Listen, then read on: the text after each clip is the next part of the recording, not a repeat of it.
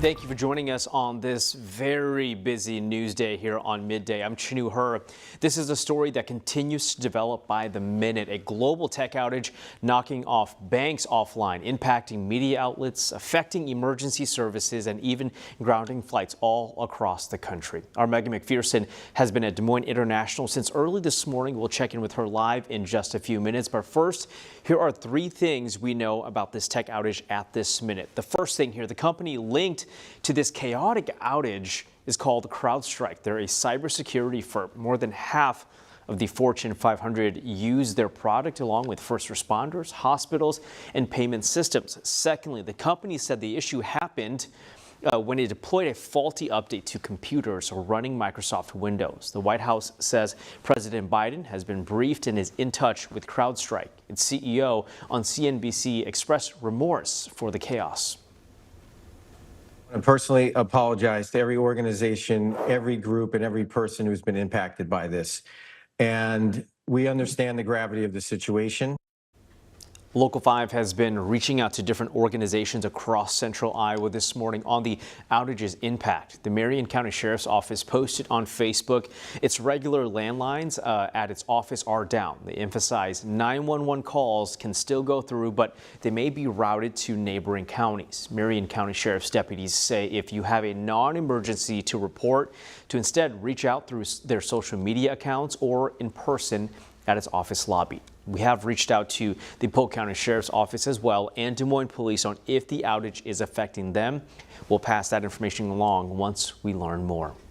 And this is what the scene looked like at Chicago O'Hare International Airport this morning. A busy airport every day, but you throw in a tech outage that affects its flights and it's creating frustration for travelers looking to get to their next destination. And as a hub, it's one with quite a few flights to and from Des Moines International. The global cyber outage caused major disruptions at Des Moines International Airport this morning, and that's where Meghan MacPherson is this morning. Meghan, you've been speaking with passengers, tracking delays there since early this morning. What's the latest you can tell us?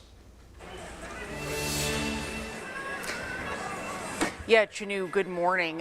When we got to the airport this morning at about 5:15, quite the headache for travelers here at the Des Moines International Airport. Multiple airlines had their flights either delayed or grounded due to a global ground stop from the FAA, unable to leave the gate and depart from Des Moines.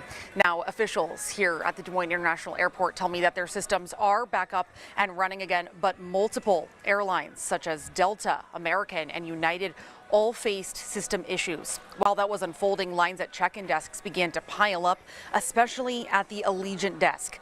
One woman I spoke with from Fairfield left her house at 2:30 a.m. this morning to make a 7:30 a.m. flight to Florida, the first flight she's ever booked, the first flight she's ever taken.